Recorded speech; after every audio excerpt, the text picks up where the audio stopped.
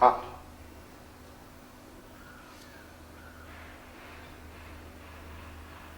જ્યારે મહાવીર આ વનમાં ચાલ્યા જાય છે તો રસ્તામાં કોઈક વાર ફૂલ મળે છે, કોઈક વાર કાંટા મળે છે, કોઈક વાર સુખ મળે છે, કોઈક વાર દુઃખ મળે છે, કોઈક વાર સ્વાગત મળે છે, કોઈક વાર અપમાન મળે છે, અને કોઈક વાર ઉનાળો છે તો કોઈક વાર શિયાળો છે. આ જે દ્વંદ છે એ દ્વંદની વચ્ચેથી એક સંભાવ કેમ પ્રાપ્ત કરવો એ મહાવીરના જીવનનો ઉદ્દેશ છે અને એ એનો ખરેખર એક પંથ અને વિચાર છે. તો હવે એક પ્રસંગ જોવાનો છે, એ પ્રસંગ બહુ વિચારવા જેવો છે કે જે વાવે છે એ ઉગે છે. તો મહાવીર સ્વામી એક ઠેકાણે જઈ કરી અને ધ્યાનમાં બેઠા છે, અને ધ્યાનમાં બેઠા છે તો એ જગ્યા એ કોઈ ખેતરનો માલિક છે અને એ ત્યાં કિનારા ઉપર આવીને ત્યાં ઉભેલા છે ને ધ્યાનમાં બેઠા છે. ત્યારે એ માણસ ત્યાં આવીને જુએ છે કે મારી રજા વિના આ આવીને કેમ આમાં ઉભો છે, આ શું કરે છે? અને એને જોતાની સાથે એના મનમાં અભાવ થાય છે કે આ કેવો જંગલી માણસ છે કે શરીર ઉપર કપડાં નથી, કાંઈ નથી, આમ ઊભા છે અને મને આવી કોઈ પૂછતો પણ નથી, આ કંઈ ચોર છે કે કોણ છે? એટલે એના મનમાં એના માટે દુર્ભાવ થાય છે, અભાવ જાગે. કોઈકને જોઈને આપણા મનમાં અભાવ થાય, વિચાર કરવો કે ક્યાંક મેં એનું બગાડ્યું છે એટલે એને જોઈને મને અભાવ થાય, અગર તો એને મારા પ્રત્યે અભાવ થાય છે. અને કોઈકને તરફ પ્રેમ થાય ત્યારે વિચાર કરું કે આ પ્રેમ કારણ કે એ માણસની સાથે મેં સારો વર્તાવ કર્યો છે એટલે એ મને જુએ એટલે મારે પ્રેમ પણ થાય. તો પ્રેમ અને ક્રોધ, રાગ અને દ્વેષ એ ક્યારે થાય છે કે કોઈક એવા બનાવો બનેલા હોય ત્યારે એને આ માણસને જ્યારે ક્રોધ થાય છે અને એ આવે છે એટલે એને શું કર્યું કે આ માણસ આવીને ઊભો છે એટલે એને પૂછ્યું કે સાંભળે છે કે નહીં? 2-4 વાર પણ સાંભળે નહીં. અરે કે બેરો છે તું? તો પણ સાંભળે નહીં. એટલે એણે કીધું કે આ માણસને ખબર પાડું. એટલે આવડી મોટી શૂળો હતી, એ શૂળ લઈ આવ્યો અને એના કાનની અંદર મૂકી દીધી. એ જ્યારે કાનમાં જાય છે એને વેદના થાય છે અને એ વેદના અસહ્ય છે, પણ એ મૌનમાં છે અને વિચાર કરે છે કે આ માણસને મારા કાનમાં કાંટા નાખવાનું મન થયું કેમ? આ સૂળ નાખવાનું મન કેમ થયું? આવી સૂળો એને ભોકી કેમ? અને જો બીજી વધારે એક વસ્તુ હોય તો આ જ્ઞાનતંતુમાં જાય એટલે માણસનું જીવન ખલાસ થઈ જાય. પણ આ તો સૂળો હતી એટલે કાનના અમુક સભાગ સુધી જાય. જ્ઞાનતંતુ જાય એટલે જે નસ છે કે જેને જીવન દોરી કહેવાય છે, સ્પાઇનમાંથી સીધી ચાલી જાય, એને અડી જાય તો માણસ મરી જાય. તો એ વખતે થયું ને એ વખતે વિચાર કરે છે ને વિચારની અંદરથી હવે એનો પૂર્વભાવ યાદ આવે છે. જુઓ, આપણે જોયું કે 27 ભાવો એક પછી એક જુદા જુદા આવ્યા, કોઈક વાર નાના ભાવ, કોઈ વાર મોટા ભાવ, અને કેટલાક 4-5 ભાવો એવા બહુ સરસ છે કે જે આપણને આમાંથી પ્રેરણા આપે છે. તો આ એક ભાવ એવો છે કે જે વખતે આ નૈસારનો જીવ વિકાસ કરતા કરતા એને એટલું પુણ્ય મેળવ્યું કે એ વખતે ત્રિપુષ્ટ વાસુદેવ નામના એ વાસુદેવ થયા હતા. અને ત્રિપુષ્ટ વાસુદેવ એટલે આખી ધરતીના ઉપર એનો રાજ્ય કરે અને એ વાસુદેવનું એક એવું સામ્રાજ્ય હતું અને એને લીધે એનામાં એક અહંકાર હતો. એ અહંકાર કે મારું કીધું કોઈએ પણ ઉથલાવવું જોઈએ નહીં. અને એક દિવસની વાત છે, એ સાંજે આરામ કરે છે અને એ વખતે એને ઊંઘ આવે નહીં એટલા માટે મ્યુઝિક ચાલુ રહે અને મ્યુઝિક એવું સુંદર હોય કે ધીમે ધીમે ધીમે એ એવું વાતાવરણ ઊભું કરે કે એના જ્ઞાન તંતુઓને શાંતિ આપે, સંભાવ આવે અને સારું સંગીત હોય ને તો માણસને એકદમ જાણે નિદ્રામાં મૂકી દો. અને એટલા જ માટે નાના બચ્ચાઓને આલરડા ગાવામાં આવે છે. આલરડા ગાતા ગાતા ગાતા બચ્ચાઓ ઊંઘી જાય છે. તો આ એ વાસુદેવને ઊંઘ આવે નહીં એને માટે સંગીતવાળા એવું સુંદર શાંત સંગીત વગાડે કે એ લોકો ઊંઘી જાય. પણ એણે આજ્ઞા રાખેલી કે જેવો હું ઊંઘી જાઉં સંગીત બંધ. તો આ લોકો બધા સંગીત સાંભળતા હતા પણ એ સંગીત એટલું મીઠું હતું, શાંત હતું અને આ ત્રિપુષ્ટ વાસુદેવ તો ઊંઘી ગયા અને આ સંગીત ચાલુ જ હતું. અડધો કલાક પોણો કલાક પણ એવું મજાનું હતું કે પેલો જે મુખ્ય નોકર હતો જેને એણે હુકમ કર્યો હતો એમાં તલ્લીન બની ગયો, એ લીન બની ગયો, એકાગ્ર બની ગયો અને એ આજ્ઞા હતી એ ભૂલી ગયો. અને ત્યારે આ પોણો કલાક થઈ ગયો અને ત્રિપુષ્ટ વાસુદેવ અડધારા પાછા જાગી ઉઠ્યો અને એણે કહ્યું કે આ સંગીત જે મને ઊંઘાડવા માટે હતું આ સંગીતે જ પાછું મને જગાડ્યું. કારણ કે મેં કીધું હતું કે જેવો ઊંઘી જાઉં સંગીત બંધ થવું જોઈએ, પણ આ સંગીત ચાલુ હતું એટલે હું પાછો જાગી ગયો, મારી ઊંઘ ઉડી ગઈ. તો મેં કહ્યું હતું કે સંગીત બંધ કરજો, કેમ બંધ કર્યું નથી? તો સંગીત વાળા કહે અમે શું જાણીએ. એટલે બધાની નજર પહેલા તરફ ગઈ જે આ બધાનો જે સેવકોનો ઉપરી હતો, નોકરીનો ઉપરી હતો એના તરફ. એને કીધું કે તે કેમ બંધ કર્યું? મેં તને કહ્યું નતું? મારી આજ્ઞા, મારો હુકમ. માણસનો ગર્વ કે હું કહું આ ચોખ્ખો ઝઘડો છે ને હું ને કાઢી નાખું અને તું થાય તો બહુ મજા થઈ.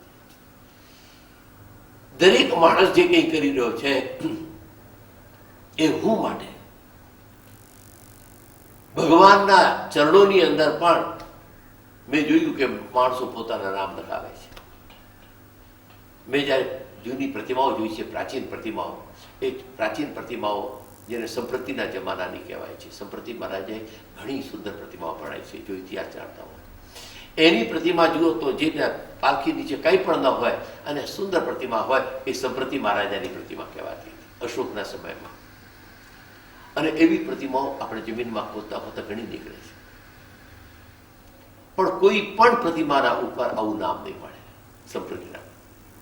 પણ પછી જ્યારે ધીમે ધીમે આવે તો દરેક માણસ જે પ્રતિમા ભરાવે એનું પોતાનું નામ લખે, એના પોતાનું લખે, શેઠિયાઓનું નામ લખે અને દીકરાનું લખે, પોતરાનું લખે, ચલા લખે. આ બધું શા માટે? કે મારું નામ અમારે. માણસને કઈ સમજણ નથી. એટલે હવે તું ચાલ્યો જાય, તારું નામ રહે તો શું કામનું? નામ તો તું છો તો છે, તું નથી તો નામને કરવું શું? ધોઈને પીવાનું છે. અને લોકોને શું પડી છે? ઘણા લોકો તો હવે ઘરની અંદરથી બાપાના દાદાના ફોટા ઉતારી નાખે, ક્લેમ પ્લેન જોઈએ, ઘર એવું સર ડિસર જોઈએ, આ બધા બુઢા ફોટાઓ બધા. પણ લોકો એ જાણે છે કે મારા દીકરા ઉતારી નાખશે એટલે પબ્લિકમાં જઈ અને 2 લાખ રૂપિયા આપીને લખો મારું નામ, લખો મારો તકતીમાં. કારણ કે એ જાણે છે કે આ તકતી કાઢે નથી, 2 લાખ રૂપિયા આપેલા છે. એટલે માણસ એ શા માટે કે ગરીબને કોઈના આંસુ પૂછવા માટે, કોઈને ઊભો કરવા માટે લાખ નહીં આપે, પણ પેલા આરસ ઉપર નામ લખવા માટે 2 લાખ રૂપિયા આપી દેશે, 5 લાખ રૂપિયા આપી દેશે. કારણ કે ધર્મ સમજાવ્યો નથી. એક કુટુંબને તમે ઊભું કરો ને, લાખ રૂપિયા આપી દે, એના છોકરાઓ, એના બાળકો એ બધાય સુખી થાય.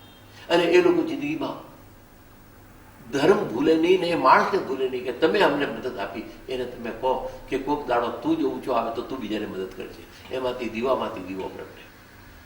એટલે દુનિયામાં આ માણસ જો અહમને જો ગાળી નાખે તો જ સોહમ મળવાનું છે. પણ માણસો મંદિરમાં જાય તો પણ આ હું જતું નથી. ટ્રસ્ટી જઈને ઉભા રહે એટલે મંદિર આગળ એકદમ બધાને ખસેડીને કે જાઓ ભગવાનના દર્શન કરો. અને આ હું ક્યાં સુધી છે સમજવા જેવું છે. કે એક ભાઈ મદ્રાસ જતા હતા, તો બહુ સુખી માણસ છે અને ટાઈમ એવરી મિનિટ ઈ કાઉન્ટ્સ, પણ એમને ભગવાનના દર્શન કરવા હતા, બાલાજીના. ભગવાનના કે દર્શન કરીને જાઓ. જો બાલાજી એટલે મૈત્રી, પ્રેમ અને શાંતિનો. ત્યાં ગયા, મોટી ક્યુ હતી, એને દર્શનની જગ્યા મળે. એને પૂછ્યું કે ભાઈ મારે દર્શન કરવા છે.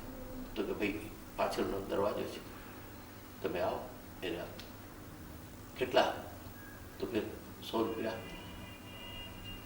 અરે કે 100 તો 500 આપો, પહેલા મારે જોઈએ હતું. તો કરીને 500 રૂપિયા આપી એમને ગયા. એ પછી પાછા આવ્યા ત્યારે આ મજાની વાત છે, એ મારા ઓળખીતા છે એટલે હું તમને કહું છું કે હું તો બદ્રાજીઓ પણ રસ્તાની અંદર કે હું તો બાલાજીના દર્શન બી કરી આવ્યો. મેં કીધું દર્શન કરી આવ્યા. તો મેં કીધું તમે વાટ જોઈ? અરે કે શું વાટ જશે, આ દુનિયામાં દામ કરે કામ, સબ કરે સલામ. મેં કીધું પણ શું? પણ મેં કીધું સબ એટલે મેં બાલાજી કેવી રીતે તમને સલામ કરે? સાહેબ કે તમે તો જાણો છો આ દુનિયામાં આજકાલ કે હું ગયો ને 500ની નોટ આપી ગયા. હમણાં 500ની નોટ આપી એટલે બધા કે 5 રૂપિયા હું તો દર્શન કર્યા. મેં કીધું તમે તો જુલમ કર્યો. કેમ? મેં કીધું તમે લાંચ ઠેર મંદિર સુધી પહોંચાડી દીધી ભગવાનને, બાલાજીને. તમે ત્યાં દર્શન કરવા ગયા કે કરપ્શન આપવા માટે ગયા? આજે ભગવાનને આપણે શું કરીએ છીએ? આજે ભગવાનની આગળ કોઈ માણસ ભગવાન થવા નથી જતો. દર્શન કર્યા, લાંચ આપી, પૈસા આપ્યા, પૈસાદારો આગળ થઈ જાય, અને ગરીબો બિચારા કલાકથી આવેલા હોય, એને ઘરે રસોઈ કરવાની હોય, અને એને જઈને બિચારાને દૂધ લેવાના માટે ક્યુમાં ઉભા રહેવાનું હોય, અને ઘાસલેટ લેવાનું હોય, એ બધો કાઢીને સાંજ સુધી બિચારા ઉભા રહે. અને એ દાડે એ ન જાય તો એનું ઘાસલેટ જે મળવાનું હોય એ એને મળે નહીં, કારણ કે એનો કોટામાં એને મળવાનું હોય એ લેવા ન ગયો, એટલે ઘાસલેટ વિના રહે, એ ઘર વિના રહે, રસોઈ વિના, પણ એ બિચારા દર્શન કરવા ઉભા રહે. હવે એના ઉપર આ માણ જઈ અને પૈસાની ખાતર ત્યાં, કારણ કે એને ભક્તિ નથી. ભક્તિ તો પેલો છે કે જે બધું એ જતું કરી અને એ દર્શન માટે ઉભેલો છે, એ ખરો ભક્ત છે. આ વાત સમજવા જેવી છે કે ભગવાન પાસે જયારે જઈએ છીએ ત્યારે આપણા અહમને મટાડવા જઈએ છીએ કે અહમને મોટું કરવા જઈએ છીએ. એટલા જ માટે એક વાત સમજવા જેવી છે કે મસ્જિદ વાળા લોકો કોઈ દાડો કોઈનું નામ નહીં લખવા દે. કોઈ મસ્જિદમાં કોઈનું નામ નહીં. એ શૈતાન હૈ કે નામ, શૈतान को यानी चाहिए. जो कोई नाम આપે એને શૈતાન કહે. કારણ કે લોકો અમે ભગવાનના દર્શન કરવા, શૈતાનના દર્શન કરવા નથી આવતા, જે પોતાનો પૈસા આપીને શૈતાનિયત ઉભી રાખે. તો તમે જોજો, આપણે બધાની બીજી બાજુ જોઈએ, પણ જે સારી બાજુ પણ એ માણસમાં એ લોકો એક રાતે કહે, અને એ રીતે આખો એના માટે કહે કે નહીં, જ્યાં પાસે જઈએ છીએ ત્યાં તો ખુદાની પાસે જઈને સમર્પણ કરી જવાનું છે. તો અહીં અહમ એ કેવો કામ કરે છે એ જોવાનું કે એણે કહ્યું કે મારો હુકમ તે સાંભળ્યો નથી અને તને સંગીત વાલું લાગ્યું છે, અને મેં કહ્યું હતું કે હું ઊંઘી જાઉં એટલે સંગીત બંધ કરજે. તે સંગીત બંધ કર્યું નથી તો તને સજા એવી થવી જોઈએ કે તારા કાનના શ્રવણ પ્રેમની ખાતર તે મારી આજ્ઞા ઉપર પગ મૂક્યો. મેં તને હુકમ કર્યો તેને ગણકાર્યો. તારી કર્ણપ્રિયતા મારી આજ્ઞા કરતા પણ મોટી. જો ક્રોધ, અહમ, આ બધા ગેંગ છે. એક આવે તો બીજો આવે, બીજો આવે તો ત્રીજો આવે, બધા ચાલે આવે છે. અહમ છે એને જરાક ગવાય તો ક્રોધ આવી જાય કે તમે મને શું કહો છો. એટલે અહીં પણ એને ક્રોધ આવ્યો એટલે એને કીધું કે લાવ કંઈક ગરમ ગરમ વસ્તુ લાવો, નાખો એના કાનમાં. એટલે એમ કહેવાય છે કે એવી વસ્તુ એના કાનમાં નાખી કે એ માણસનો કાન બહેરો થઈ ગયો ને એ માણસને આ થઈ ગયું, એ માણસ બિચારો મરી ગયો. માણસ, સારો માણસ પણ કોઈક વાર એવી ભૂલ કરી બેસે છે. અને એટલા જ માણસે આપણે એમને માનું કે સારો સારો જ રહેવાનો છે, કોઈક દાડો સારો ખરાબ પણ થવાનો છે, અને પાછો ખરાબ થઈને પાછો સારો પણ થવાનો છે. એટલે આ જીવન ચડ ઉતર છે. કોઈ જીવનનો એક રસ્તો સીધો છે જ નહીં. કોઈ માણસ સીધો થયો નથી અને થવાનો છે તે નહીં. કોઈ પણ માણસ ભૂલ કર્યા વિના કોઈ બે સુધરે એમ નથી. અને એટલા જ માટે હું પૂછ્યું કે તે કેટલી ભૂલો કરી છે, તો એમ લાગે હવે તને સુધરવાનો વારો છે. કારણ કે એને જોયું લીધે છે કે ભૂલથી શું શું નુકસાન થાય છે. પણ જો એટલી ભૂલ કરે ને કોઈ સારો ન મળે તો ભૂલમાં ને ભૂલમાં મરી જાય છે. એટલે એ માણસ જે મરી ગયો, એ મરી ગયેલો માણસ ભાવ કરતો કરતો કરતો આજ એ કોણ થયો છે? આ માણસ થયો છે ખેડૂત. આ ખેડૂત. અને એને આ મહાવીરને જોયા અને અંદર પડેલું, આપણે સબકોન્શિયસ કહો, અગર તો કર્મવાદના હિસાબે જે કાર્મણ નામનું જે કર્મ છે એ અંદર રાખી મૂકે છે, એ તેજસને લીધે એક્ટિવેટ થાય છે. એટલે એ એક્ટિવેટ થાય એટલે શરીરની અંદર એવા ભાવો આવે. કોકને જોઈને આપણે પ્રેમ થઈ જાય, કોકને થાય કે મળવાનું મન થઈ જાય, કેમને થાય કે આપણે જન્મના જાણે સાથી છીએ, અને કોકને થાય કે આ ક્યાંથી પડ્યા, હવે જલ્દી પોતે તો ચાલવું, એવું પણ થાય. આ કારણ શું? કે આને વાઇબ્સ કહેવામાં આવે છે. તમારા જે વાઇબ્સ, વાઇબ્રેશન્સ એકબીજાને અડે છે, એ વાઇબ્રેશન કોના ઉપરથી આવે છે? કે આપણા જે કંઈ કર્મો આ કર્યા છે આ ભાવમાં અને આવતા ભાવમાં, એ બધા જ જમા થાય છે. કોઈ વસ્તુ નકામી જતી નથી. આ વસ્તુ આપણે સમજી જઈએ તો આ જીવનમાં જે કંઈ કરીએ આપણા જોખમે કરીએ છીએ, કોઈના જોખમે નથી. આ જીવનનો આપણો હિસાબ આપણા હાથમાં છે. અને એ માણસે જોતા રહેવાનું કે મારો આજનો દિવસ એ મેં જમા કર્યો કે ખોઈ નાખ્યો. કમાવું આપણા હાથમાં, ખોવું આપણા હાથમાં. આ મહાવીરની આ વાત છે. તમે પછી ભગવાનને ન લાવો. તું ખરાબ કામ કરે ને ભગવાનને કે, એ ભગવાન તો પછી જે ખુશામત કરે એને માફ કરી દે, એટલે લાંચિયા થઈ જાય. અને ઘણી પૂજા કરો, ઘણી વસ્તુ મૂકો એટલે ખુશ થતા હોય તો ભગવાન એ ભગવાન ના રહે. ભગવાન તો સૂર્યદેવ જેવા છે. ભગવાન છે જ, પણ એ કેવા છે? સૂર્યદેવ જેવા છે. સૂર્યદેવ પ્રકાશ આપે છે, એનો સ્વભાવ છે ભગવત તત્વ છે, પ્રેમ તત્વ, શાંતિ તત્વ. ભગવાન એટલે પ્રેમની મૂર્તિ. એના મનમાં કોઈ દ્વેષ નહીં, કોઈ ધિકાર નહીં, કોઈ શસ્ત્ર નહીં, કોઈ મારવા નહીં. એ પ્રેમનું એક જીવંત ફળ. કારણ કે રાગ અને દ્વેષથી ફળ બની ગયા છે. એ સૂર્ય જેવા છે, પ્રકાશ છે, જેમાં અંધકારનો અંશ નથી. અને અંધકાર આવે તો એ સૂર્ય હોતો નથી, ત્યારે અંધકાર આવે. કોઈએ સૂર્યને કહ્યું કે તમે આવ્યા અને તમે તો પ્રકાશને મારી હટાવ્યો. સૂર્ય કે તું શું કહે છે? પ્રકાશને મેં મારી હટાવ્યો? મેં પ્રકાશને જોયું જ નથી. સૂર્યદેવ પ્રકાશ, અંધકાર જે પ્રકાશ છે એ અંધકારને જાણતો જ નથી. પ્રકાશ કહે છે કે મેં અંધકારને તો જોયો જ નથી, મેં કયા અંધકારને મારી હટાવ્યો? અંધકાર એ સૂર્યનો અભાવ છે, અને સૂર્યનો જે સદભાવ છે એ અંધકારનો અભાવ છે. અંધકાર એ કેમ આવે છે? સૂર્ય નથી એટલે સૂર્યનો સદભાવ એ અંધકારનો અભાવ છે. અને જ્યારે સૂર્યનો અભાવ હોય ત્યારે એ બેઠો હોય, પણ જેવો સૂર્ય આવ્યો ત્યારે અંધકાર વિલીન થઈ ગયો હોય, એને જોવાનો વારો આવતો જ નથી. એમ કોઈ કે તમારા પ્રેમે તમે દુશ્મનને મારી નાખ્યો, તો કે મારે આ પ્રેમે દુશ્મનને જોઈ જ નથી. એટલો આપણો પ્રેમ હોય કે દુશ્મનાવટ એમાં ઓગળી જાય. ત્યારે અહીં પણ મહાવીરના જીવનની અંદર એટલો પ્રેમ હતો. આ ભાવમાં, 27મા ભાવમાં. અને પૂર્વ ભાવની અંદર જે ભૂલો કરી છે એ ભૂલોને હવે ઇરેઝ કરતા જાય છે. એણે પણ ભૂલો કરી. એટલે એણે કહ્યું કે સંપૂર્ણ જગતમાં ઈશ્વર એક જ, માનવ માત્ર અધૂરા. આપણે ભૂલો કરીએ અને ભૂલ થાય તો કબૂલ કરવું કે ભાઈ મારી ભૂલ થઈ ગઈ, માફો.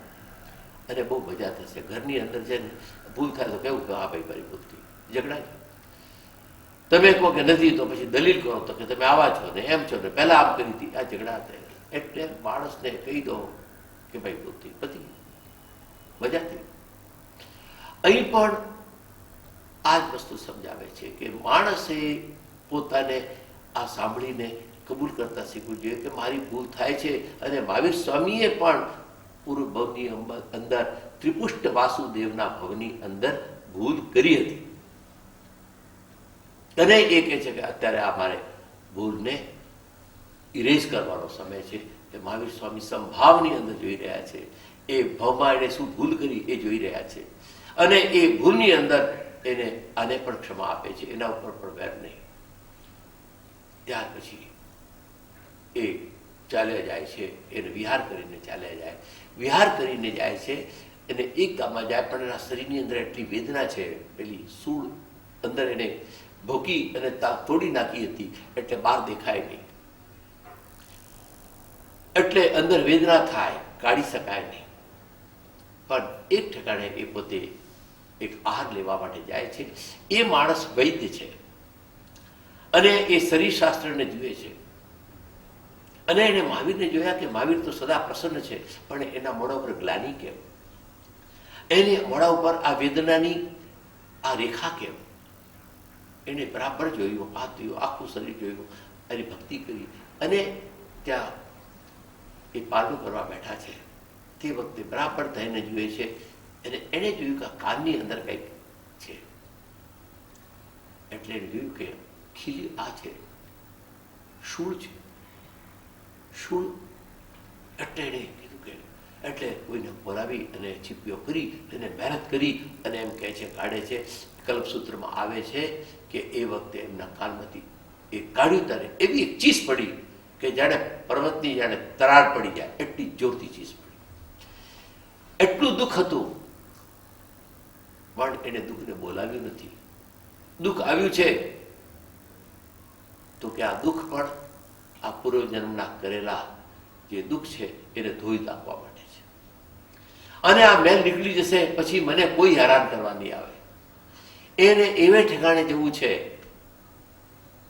કે સુખ અને દુઃખથી પર બની જાય છે. એનું નામ તે મોક્ષ છે.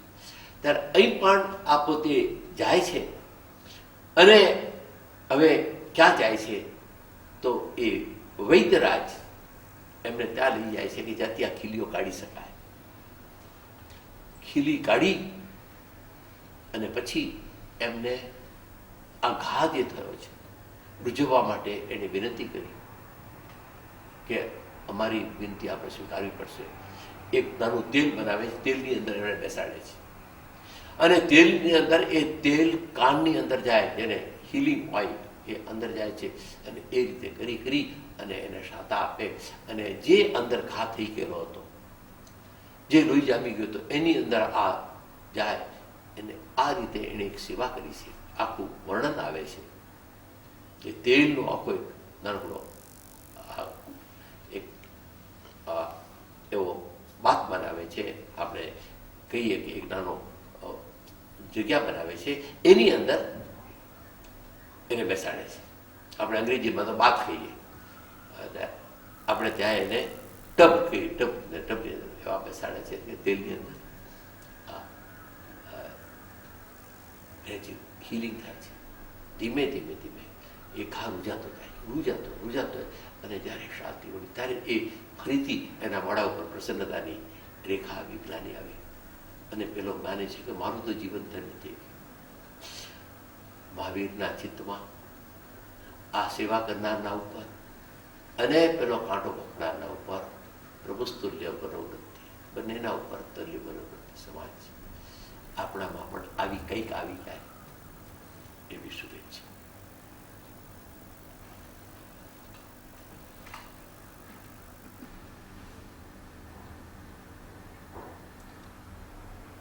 ભગવાન મહાવીરના વચનોમાં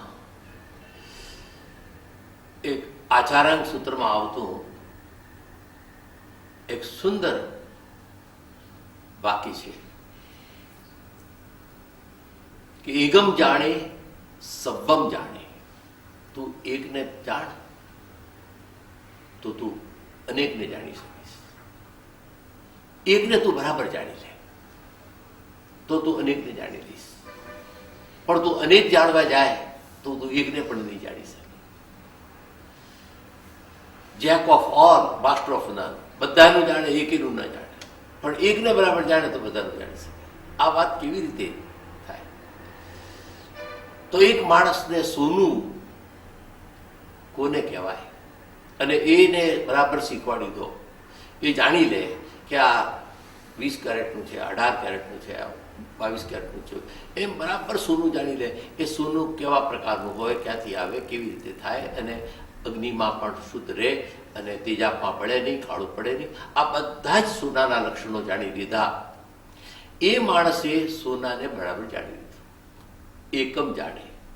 તો હવે એ બધી દુનિયાના સોના જાણશે. પછી એ સોનું મદ્રાસનું હોય કે કલકત્તાનું હોય કે અમેરિકાનું હોય કે ગમે તેનું સોનું, બધે જે છે એક સોનાને બરાબર જાણ્યું તો બધી દુનિયાના સોનાને જાણી શકશે. એમ મહાવીર કહે છે કે તું તારા આત્માને જો બરાબર જાણ તો તું બધા આત્માને જાણી શકીશ. તો પછી કોઈ આત્માને નીચે નહીં નાખે. આજે આપણે આત્માને જાણતા નથી એટલે બીજાને નીચે નાખીએ છીએ, બીજાને શુદ્ર કહીએ છીએ. પણ આપણને કોઈ શુદ્ર કહે તો આપણને કેવો ઘા લાગે, કેવું દુઃખ થાય, કેવું આપણું માનસ થાય, એ કદી આપણે વિચાર્યું નથી. એટલે એને કહીએ કે આ તારી 4 જાતિઓ નક્કી કરી છે, તું શુદ્ર છો, આ બ્રાહ્મણ છો, આ વૈષ્ણવ છો અને આ છો. આ અણસમજને લીધે આપણા હિન્દુસ્તાનની અંદર આજે બધા જ બિચારા ક્રિશ્ચનો આજે આવી જોઈ રહે છે. એ ક્રિશ્ચનો આપણા હિન્દુસ્તાનમાં એ જ લોકો હતા કે જે લોકોને આપણે અસ્પૃશ્ય કરીને, જે અડે તો પણ પાપ માને એવું કરીને એ લોકોને એટલા નીચે નાખ્યા. કુવા ઉપર પાણી લેવા જાય તો પાણી ભરવા ના દે અને એને મારે કે શુદ્ર, આ અમારા કુવા ઉપર આવી તું પાણી નહીં લે. એવા પણ દાખલા છે કે જો એને શુદ્રે આ વેદના સૂત્રો સાંભળી લીધા હોય તો આ કાનની અંદર ખીલીઓ મારવી, એને એવી સજા કરેલી છે લોકોએ, કારણ કે એમને આત્માને જોયું છે. આ એક બહુ વિચારવા જેવી છે કે એગમ જાણે સબ્બમ જાણે. તું એકને જાણ, તને તો જાણ કે તું જે છે એ તું કોણ છે, તારા મનની અંદર શું ભાવ છે, તું કયું તત્વ છે, તું શરીર છે કે આત્મા છે. એ જો તું બરાબર જાણી લે તો આ જગતમાં તું કોઈને નીચે નહીં નાખે, કોઈના હલકા નહીં પાડે. નહીતર પછી લોકો એમ કહેશે કે નારી સ્વાતંત્ર્ય નાર હતી, એવું પણ કે સ્વતંત્રતા નારીને મળે નહીં. અને નારીને તો ગમે તે રીતે તમે ટ્રીટ કરો, કારણ કે એ ઢોર ને ગવાર ને સ્ત્રીઓ એ બધી છે એ લોકોને બરાબર મારે તો જ. કોઈક વાર તો એટલું પણ કહે કે ઢોર ગવાર ઓર પશુ નારી એ સબ તાડન કે અધિકારી. બનવા જેવું છે એવી સ્ત્રીઓ હોય તો તાડન. પણ એને લોકો સમજ્યા વિના એમ કહે છે કે બસ આ તુલસીદાસે લખ્યું છે ને કે ઢોર ગવાર ઓર પશુ નારી એ સબ તાડન કે અધિકારી, એને મારે તો સીધા થાય. આ ઊંધો અર્થ કર્યો છે. તુલસીદાસ એમ નથી કહેવા માંગતા, કારણ કે એ તો સંતોને, સતીઓને, મહાપુરુષોને પોતે પગે પડે છે. પણ જે અણસમજ લોકો છે એ લોકોને આવું જોઈતું હોય ને તો બંધબેસતું થઈ જાય છે. અને લોકોને એ જોઈએ કે ક્યાં પોતાને ભાવતું થાય. એટલે જે લોકો સ્ત્રીઓને નીચે નાખે છે, જે લોકોએ એક છતાં બીજી, બીજા પછી ત્રીજી, એમ કરતા 5, 5, 6, 6, 7, 7 સ્ત્રીઓ કરી, એની આ હાલત આ બધી થઈ. અને એ લોકોએ આ બધા બાના કાઢ્યા. એ લોકો ભગવાનને પણ ઘણી દેવીઓ બતાવી. આમ ચાલ્યું છે, કારણ કે એને જોયું નથી કે આ સ્ત્રીમાં પણ એક આત્મા છે. મજાની વાત તો એ છે કે વર્ધમાન મહાવીર હવે એક એવો સંકલ્પ કરે છે કે મારે અને એના હાથી લેવું કે જે સ્ત્રીનું અપમાન થયું હોય, જે સ્ત્રીને દાસી તરીકે રાખી હોય, જે સ્ત્રીને લોકોએ તરછોડી નાખી હોય, જે સ્ત્રીના પગમાં બેડી હોય અને જે સ્ત્રીના સૌંદર્યને નષ્ટ કરવા માટે એને મુંડન કર્યું હોય અને એ અંદરની વેદનાથી જેની આંખમાં આંસુ હોય અને એવું કંઈ સૂકું સૂકું ખાતી હોય, કોઈ અડદના દાણા કે એવું, તો એવું કોઈ આપે તો ખાવું, ત્યાં સુધી મારે હવે નહીં ખાવું. આ પોતે નિયમ કરીને નીકળી પડે છે, ચાલે જાય છે. 1 દિવસ, 2 દિવસ, 4 દિવસ, પણ આ શરીર તો આપણે જાણો છો કેટલાય દિવસ સુધી અનવિના રહી શકે. જો મન જો તમારું જબરદસ્ત હોય તો તનના ઉપર એની અસર નથી. એટલે એ સમયમાં જ્યાં જ્યાં જાય છે ત્યાં સૌ કોઈ અનાજ આપે, કોઈ સોનું આપે, કોઈ ચાંદી આપે, કોઈ આપે, પણ કોઈને ખબર નહીં. આને પાછા મૌન. સૌને થાય કે આ ભિક્ષુ આવો સુંદર રાજકુમાર આવો જાય છે, ગામે ગામ આપે છે. એ વખતે ફરતા ફરતા ફરતા કૌશંબી નગરીમાં આવે છે. એ કૌશંબી નગરીમાં છે. હવે એની પાછળ એક બેકગ્રાઉન્ડ જોવાનું છે, વાર્તાલાપ છે કે એક ચંપા નામની નગરી હતી. ત્યાંનો જે રાજા હતો દધીવાહન, એ દધીવાહન રાજા અને એની પત્ની અને એની દીકરી હતી, એ લોકો રહેતા હતા. પણ એક બીજો રાજા ચડાઈ કરીને આવ્યો અને જૂના જમાનામાં રાજાઓ શક્તિભેગી કરે અને પોતાનો અહમ વધારવા પોતાને બીજા ઉપર ચડાઈ જાય. આપણું ભારત જ્યારે સ્વતંત્ર થયું ત્યારે 563 રજવાડા હતા. એ તો વલ્લભભાઈ હતા કે બધાને 563માં આના નીચે લાવ્યા. 563 રજવાડા, દરેક રાજા કહે છે હું. તો આ બધી વાહનને એ બીજા રાજાએ આક્રમણ કરી અને એને માર્યા, એને લૂંટ્યા. અને એ વખતે એક મંત્રી હતો, એને આવીને એમને કીધું, રાણીને કીધું કે તમારી સલામતી નથી, આ માણસ ક્રૂર છે, રાજ તો લેશે પણ તમને હેરાન કરી રાખશે, અને તમારું શીળ બચાવવું હોય, ચારિત્ર બચાવવું હોય તો તમે ભાગી જાઓ. એટલે રાજાની રાણી અને એની આ દીકરી, આ બંને જણા ત્યાંથી રાતના ભાગે છે. ભાગતા ભાગતા જાય છે, એક ઠેકાણે રહે છે. એક માણસે કીધું કે હું તમારું ધ્યાન રાખીશ. એ લઈ ગયા અને ત્યાં ગયા પછી એની દ્રષ્ટિ બગડી જાય છે.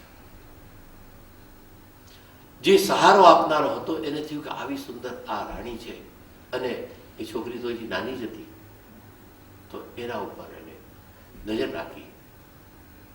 એને કહ્યું કે તમે તમારા રક્ષક છો, તમે કહ્યું કે હું તમને સહાયતા આપીશ. આવી દુષ્ટ કામના તો એ આવીને કરવાનો હતો, એનાથી તો આપણે ભાગીને આવ્યા છે. એ કહે છે કે આ બધી દલીલ નથી. કામાતુર હોય ને ક્રોધી હોય એની આગળ દલીલો ચાલતી નથી. એ એવો એક શરાબ છે, એ એક નશો છે કે એ જ્યારે આવે છે તો માણસને પોતાને વિચાર એ સમયમાં આવતો નથી. એટલે એના ઉપર બળાત્કાર હોય. ત્યારે આ બાઈએ પોતાનું શીળ જાળવવા, પોતાનું ચારિત્ર જાળવવા એ પોતાની જીભ કરડે છે અને એમાંથી એકદમ લોહી થાય છે, બ્લીડિંગ થાય છે અને એ લોહી શરીરમાંથી જાય અને એમ કરીને એ બાઈ રાણી અપઘાત કરે છે. અને રાણી અપઘાત કરે ને એને આ બધું જોઈને એનું હૃદય કંપકંપી આવે છે. એની માનવતા એ વખતે પાછી આવે છે. અરે રે, મારા આ કામ અંધકારે આ ભાઈનો જીવ લઈ લીધો, હું કેટલો દુષ્ટ માણસ. એને ખૂબ પશ્ચાતાપ થાય છે અને એ પશ્ચાતાપની અંદર થાય છે કે હું શું કરું. અને પોતે હવે એ પાપનો ભાર સહન કરી શકતો નથી. આ બાજુ ચંદનમાળા એક સુંદર કુમારી છે અને એણે જોયું કે આ છોકરીને લઈને હું રહું ક્યાં, અને મારો પિશાચ મારામાંથી ફરીથી ક્યારે જાગી જાય. કેટલીક વાર માણસને શમશાન બેરાગ આવે છે, થોડા વખત એમ થાય ને પાછો વળી એનો શેતાન જાગી જાય. એટલે મારા જાય તો આ જવાન છોકરી એમ એ વિચાર કરે છે. એની અંદર એને ખબર પડી કે એક માણસ સારી સારી કન્યાઓનો ખરીદનારો છે. તો એને ખબર નહીં, એટલે એને પછી એને સારી કન્યાઓ ખરીદનાર છે એને કન્યાને વેચી નાખી. એને લઈ લીધી, લઈને રહી. હવે આ કુમારિકા ક્યાં જાય? નિરાધાર. બાપા ગુજરી ગયા. આ બાજુથી માં છે એ આ રીતે એના ચિત્તમાં એટલો ઘા થઈ ગયો છે. આ યુવાન અવસ્થાની અંદર એનું હૃદય રડું થઈ રહ્યું છે. અને સ્ત્રીઓના હૃદયના જે દુઃખો છે એ ઘણીવાર માણસો જાણતા નથી. કારણ કે એને એક ઘરે મોટા થવાનું હોય છે અને આ વાલ અને પ્રેમથી ભરેલું ઘર છોડીને બીજાને ઠેકાણે જવાનું હોય છે. ત્યાં માણસો કેવી રીતે પણ એને એડજસ્ટ કરતા આવડે છે, એડજસ્ટ કરે છે. તો આ જે બાળા છે, ચંદન બાળા, એ ત્યાં રહે છે. અને પેલો માણસ પણ કહે છે કે આ તો બહુ સરસ માલ મળ્યો, આવી સરસ જો કન્યા, આના તો મને ઘણા પૈસા મળશે. અને એમ કરીને એ કન્યાને લઈ જાય છે. ને આ માણસ જે કન્યાઓનો વેચનારો, એ જમાનાની અંદર સ્ત્રીઓ વેચાતી હતી. જેમ આફ્રિકાની અંદર પુરુષો વેચાતા હતા અને સ્ત્રીઓ વેચાતી હતી, જેને ગુલામ પદ્ધતિ કહે છે, એ જમાનામાં ચાલતી હતી. મહાવીરે આવીને આ શું કામ કર્યું છે એ આપણે હવે જોઈશું. કે એણે સ્ત્રીઓને આ ગુલામીમાંથી મુક્ત કરી, સ્ત્રીઓને એનું સ્વાતંત્ર્ય અપાયું, એને જાગૃત કરી કે તારામાં પણ મારા જેવો જ આત્મા પડ્યો છે. કારણ કે એણે પોતાનો આત્મા એકમ જાણે, પોતાનામાં જાણ્યો છે એટલે બીજામાં જોયો છે. ઘાયલ કી ગત ઘાયલ જાને ઓર ન જાને કોઈ. જે ઘાયલ થયેલો એ ઘા ક્યાં વાગ્યો છે એ જાણે છે. ત્યારે અહીં પણ આ સાધના કરનાર, ધ્યાન કરનાર એ પોતાનામાં ઉતરે છે. એટલા માટે એ એમ નથી કરતો કે આમાં તો મરેલા છે મારી નાખ. એ કારણ કે એને ધ્યાન કરે તો એમ થાય કે નહીં, કોઈને મરવું ગમતું નથી. અને મરેલો હોય ને, મરવા પડ્યો હોય ને, તો પણ એને મરવું ગમતું. એમ કહેવાય છે કે એક ભાઈ જીવનથી કંટાળી ગયા હતા અને રોજ કે હે ભગવાન, મને જમ આવી જાય તો બહુ સારું થઈ જાય, હવે તું મને ઉપાડી લે, મારી આ પ્રાર્થના છે. એટલો કંટાળી ગયો. અને એ રાતના એના ઘરની અંદર જે ભેંસ હતી, એનું વાછરડું હતું, એ છૂટી ગયું. એ છૂટ્યું એટલે અંદર આવ્યું. કારણ કે રોજ આ વાછરડા લઈને દબડાવવા જતો હતો. એ આવીને પેલી ચાદરને ખેંચવા લાગી. હમણાં તો માંદો પડ્યો હતો, એ બુઢો હતો, એટલે પેલી ચાદર ખાવી જમ આવી ગયો. કારણ કે એની માંગણી કરી હતી, આવી ગયો. એટલે કે જમરાજ તું ખેંચ નહીં, પેલો તો પાછળડું એ કઈ જાણે નહીં, એટલે પેલી ચાદર ખેંચાય જ કરે મોડું. એટલે નહીં કે નહીં, એને શું આ જમ આવ્યો છે આ, કારણ કે ભેંસ જેવું હતું અને જમ ભેંસા ઉપર આવે. ડરી ગયો અને કે મને નહીં, ત્યાં જા પેલા ઓરડામાં. એને એ પોતાના દીકરાનો ઓરડો બતાવ્યો. એને થાય કે મારો જાય એના કરતા. એટલે માણસને મરણ આવે છે, કોઈને ગમતું નથી. એટલે એટલા જ માટે કરુણા રાખવી જોઈએ કે કોઈ મરતો હોય તો પણ મર એમ કહેવાની જરૂર નથી. મારવાની વાત તો દૂર રહી.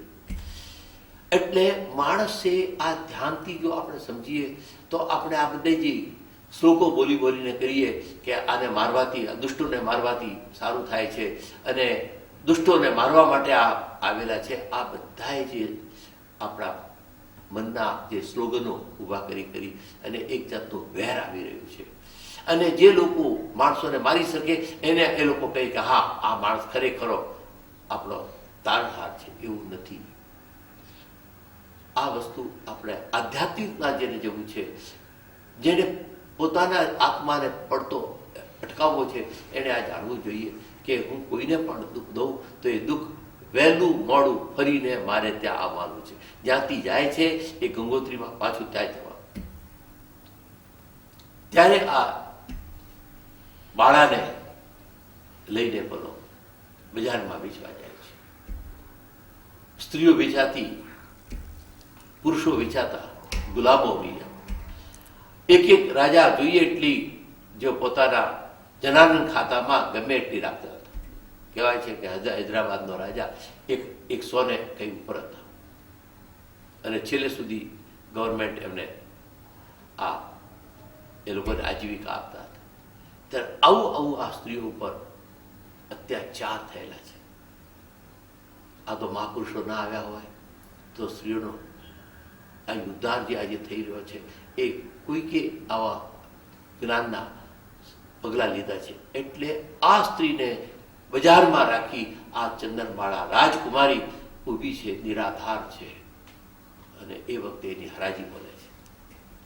એ વખતે એક ધનાશા કરીને એક શેઠ હતા, એ બજારમાંથી નીકળ્યા અને એને જોયું કે આ કન્યા વેચાઈ રહી છે અને એ માણસે થયું કે આ તો જે પશુ જેમ ખરીદાય છે એવી રીતે માણસને આ રીતે થાય છે.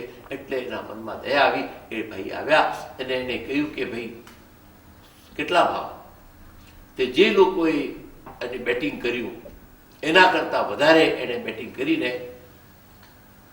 એને એ કન્યાને લઈને એને કીધું કે દીકરી, હું તારો બાપ છું, હું તને દીકરી તરીકે આજે સ્વીકારું છું, ચાલ બેટા. અને આ શેઠ આ કન્યાને, જે આ બજારમાંથી ખરીદેલી આ કન્યાને લઈને ઘરે આવ્યા. એને ઘરે લાવીને કીધું કે આપણે દીકરી લાવ્યા છીએ અને એનું ધ્યાન રાખવાનું છે. એના જે શેઠાણી હતા, એમનું નામ મોળાબેન હતું, મોળા શેઠાણી. એણે જોયું કે અરે આ બુઢાને આ શું થયું? આ તો જવાન છોકરી અને કહે છે દીકરી. એના મનમાં શું વિકાર છે જોવું કે. એટલે એને તો પહેલાથી જ વહેમ પડી ગયો, એને શંકા લાગી. અને શંકા એક એવી ડાકણ છે કે મગજમાં ઘૂસ્યા પછી નીકળતી નથી. શંકા જેવું ભૂત એકે નથી. અને લોકો જોશીઓ ડોશીઓ એ બધા શંકા નાખીને પછી તમને હેરાન કરે. તમે ગમે તે લોકો એકવાર શંકા ઘૂસી ગઈ કાઢવી બહુ મુશ્કેલ છે. આ જગતમાં શંકાઓ એટલી બધી નાખીલી છે, માણસને વહેમ કર્યો છે. એક બિલાડી જતી હતો કે આ કાળી થઈ ગઈ, એક ભાઈ આવી હતો કે આ વિધવા થઈ ગઈ, એમ કરીને લોકોએ અપમાન કરીને માણસને નીચે નાખેલો છે. જે ભાઈ વ્રત પાડે છે, સુંદર જીવન જીવે છે, એને નીચે નાખે.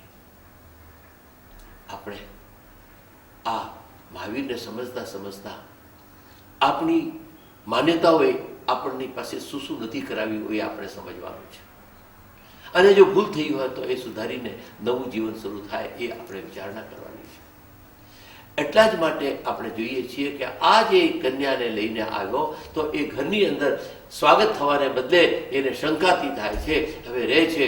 અને આ તો દીકરીની જેમ વાત્સલ્યથી કે છે દીકરા આવ બેસાડ અને તું ખાઈ લે. કારણ કે જોયું કે આ છોકરીએ કંઈ ખાધું નહીં હોય, પીધું એટલે થાય. એટલે આ મોડા વિચાર કરે કે મને તો આવું કોઈ પૂછતા નથી કે તું ખાય છે કે નથી. આ તો કઈ દીકરીને ખા પેટતા તો આ ખા. કારણ કે એવી આ દુબળી થઈ ગયેલી હતી. એટલે અને આ તો ખાઈ ખાઈને એવી મસ્તારી થઈ ગઈ હતી કે એને થોડાક રતન ઉતારવાની જરૂર હતી. તો એને એમ થાય કે આને ખવડાવે છે ને મને કેમ કહેતા નથી. અરે પણ તું ખાય છે ને, ઓલરેડી તારું વેટ વધી ગયું છે, થોડા પાઉન્ડ ઓછા કરવાની જરૂર છે. આ ઈર્ષા, ઈર્ષામાં એ દેખાય નહીં કે ભાઈ એ શા માટે કહે છે. વાત એ છે કે મનમાં એક વહેમ જાગ્યો, વેર જાગ્યો, ઈર્ષા જાગી, શંકા જાગી. આટલા બધા ભૂતો ભેગા થાય, માણસની હાલત બગડી જાય છે. અને એવા કેટલા ભૂતો આપણા મગજમાં ઘૂસી ગયેલા છે અને એ ભૂતોને કાઢનાર કોઈ છે નહીં. એટલે જેવા આ શેઠ બારગામ ગયા એટલે એને ગયું.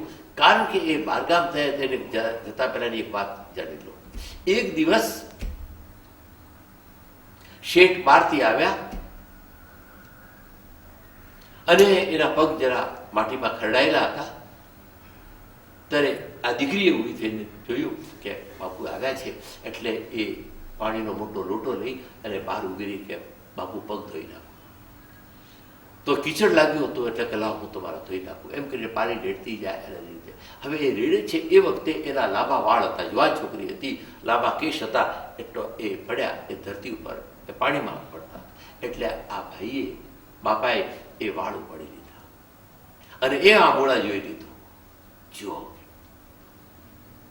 આ એના પગ ધોયા છે અને આ બુઢો અમારો ધણી એના વાળ ઉપાડે છે. એને એના ઈર્ષા આગ લાગી ગઈ કે આ વાળે જ એને સ્વામણી લાગે છે, એને એના ઉપરથી આ મોહિત થઈને આવે લાગે છે. એટલે એના મનમાં આ ડગ હતો. હવે જેવા શેઠ બહાર ગયા એટલે જેવો એને તક મળ્યું એટલે પહેલા એને હજામને બોલાવીને માથું મુડાઈ નાખ્યું. માથું મુડાઈ નાખ્યું. આ કન્યા નિરાધાર શું કરે? એટલે એ રડતી જાય, એના માથા ઉપર વાળ કાઢ્યા, મોંડી કરી નાખી. હવે એ જોશે ત્યારે ખબર પડશે કે આમાં રૂપ શું છે. આ દાડિયર જેવું કોરું, દાડિયર જેવું મોઢું અને માથું, અને પણ કે એ જે ખાધેલું છે મોઢા પર તે છે. એટલે એનું ભયરું હતું એ ભયરાની અંદર મોકલી દીધી, ખાવા નહીં આપવું. રોજ માલ ખાઈ ખાઈને એના મોઢા ઉપર તેજ આવી ગયું છે. આ તેજ જાય, હાડકા નીકળશે પછી ખબર પડશે. એટલે એને ભયરામાં 3 દાડા થયા. હજી શેઠ આવવાના હતા 7 દાડે, પણ 4થે દાડે આવી ગયા. આવ્યા અને એને જોયું કે એ દીકરી ક્યાં છે?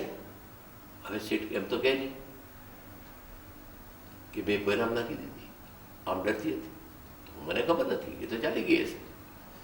અને પછી એને એમ થઈ ગયું કે એ જ્યારે કંઈ બહાર જાય એટલે એને કાઢીને હું એ જે રવાના કરી દઈશ એને કોઈને આપી દઈશ.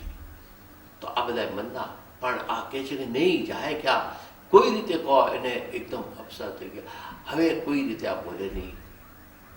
શેઠનું મન ઊંચું નીચું થાય છે કે આ બાળક, આ દીકરી ક્યાં હશે, શું થતું હશે. એને ખાવું ભાવતું નથી અને એ પોતે ભૂખ્યા રહે છે અને કહે છે કે જ્યાં સુધી એ મળે નહીં ત્યાં સુધી હું જમવાની કહીશું. ક્યાં ગઈ તું મને કેમ? ત્યારે ગઈ, કેટલા વાગે ગઈ, કેમ ગઈ? આ બધું કે છે કે મને કંઈ ખબર નથી, તે તો ગઈ છે 2-3 દાડા, ત્યાં કંઈ ખબર નથી. એ વખતે એક દાસી હતી, એ જૂની દાસી હતી. એ શેઠની આ હાલત જોઈ અને શેઠ આમ તો એમ કર્યા કરે ત્યારે એ દાસી બોલે નહીં, કારણ કે એની નોકરી જાય અને નોકરી ગુમાવવી પણ પાલવે એમ નથી. એટલે આ દાસીએ ધીમે રહીને જે પેલો જે દાદરો હતો, એક દાદરો કે જે ભોયરા તરફ જતો હતો, એના તરફથી એને આ શેઠ શોધતા હતા ત્યારે એને એના તરફ નજર નાખી. ત્યાં જ એને નજર નાખી અને એ જ્યારે પૂછતા હતા કે તે તો જોયું હશે કે નહીં, એમ કરીને આ જૂની બાઈને પૂછ્યું કે તે તો કંઈક જોઈ હશે કે નહીં. એટલે એણે ઉત્તર ના આપ્યો, પણ ખાલી એને નજર નાખી. એટલે શેઠ સમજી ગયા કે કદાચ આ દાદરા તરફ સંકેત કરે છે, તો જોવા દે. અને શેઠ ત્યાં ગયા. આખું ઉપર જૂના જમાનામાં ભૈરાના જે ઢાંકણા હતા એ ઊંચું કર્યું અને જોયું. અંદર ગયા તો આ ચંદના બેઠેલી હતી, એના પગની અંદર એવું નાખેલી હતી બેડી જેવું, અને બહાર ન નીકળે, અવાજ ન કરે એટલા માટે આ બધું કરેલું હતું. એનું હૃદય ભરાઈ આવ્યું અને એને ભૂખી જોઈ કે કેટલા દિવસથી છે. ત્યારે હવે એને ખબર પડી કે એને કહ્યું કે 3 દિવસ, એટલે આ 3 દિવસની ભૂખી હતી. એને બહાર લઈ આવ્યા. બહાર લાવીને એને કીધું કે આને આપણે બેડી તોડાવવી જોઈએ, માણસને બોલાવો અને તોડી નાખવું જોઈએ અને એને ખાવા માટે લાવો. તો પેલી શેઠાણી કે મને શી ખબર પડે નાખી, મને શું ખબર પડે? અરે કે તે મેં કંઈ કર્યું. અને જૂઠું બોલનારને તમે કઈ રીતે સાચું બોલાવો? ખાવાનું લાવો. તો કે ખાવાનું શું છે? આ અડદ પડ્યા છે, દાણા અડદના બાકડા છે. અને અડદના બાકડા એ શેમાં આપવા? તો એ વખતે એના હાથમાં કંઈ સુપડા જેવું હતું, એની અંદર આપ્યા. અને આ પોતે ખાવા બેઠી, એના આંખમાં આંસુ આવે. એને થાય કે હું એકલી ખાઉં આવા અડદના બાકડા? મેં મારા જીવનમાં કંઈ દાન કર્યું નથી. કારણ કે રાજકુમારી હતી, એ બધો ધર્મ જાણે છે, 16 વર્ષ સુધી આ બધું શીખેલી છે અને એ જાણે છે કે મેં કંઈ પુણ્ય કર્યું નથી. કોઈ ભિક્ષુકને કંઈ આપું અને ખાઉં એટલે એને કીધું કે તમે મને બહાર જો કોઈ ભિક્ષુ હોય તો એને આપીને હું દાણા ખાઉં. તો કે ચાલ બેટા, એ લઈ ગયા, બહારના આગળ ઉભા છે. અને એ વખતે મહાવીરે પ્રતિજ્ઞા કરી છે કે કોઈ સ્ત્રી હોય, માથે મુંડેલી હોય, દુઃખમાં રહેતી હોય, ગરીબ હોય ને ખાવાનું કંઈ જેવું ના હોય, એવું જે કંઈ હોય એના હાથથી મારે પારણું કરવું. તો હવે આ પારણું કેવી રીતે થાય છે એ જોવાનું છે. અને મહાવીરનો, ભગવાન મહાવીરનો સંકલ્પ કેવી રીતે પૂરો થાય છે એ પણ આપણે જોઈશું કે સાચો સંકલ્પ સફળ થયા વિના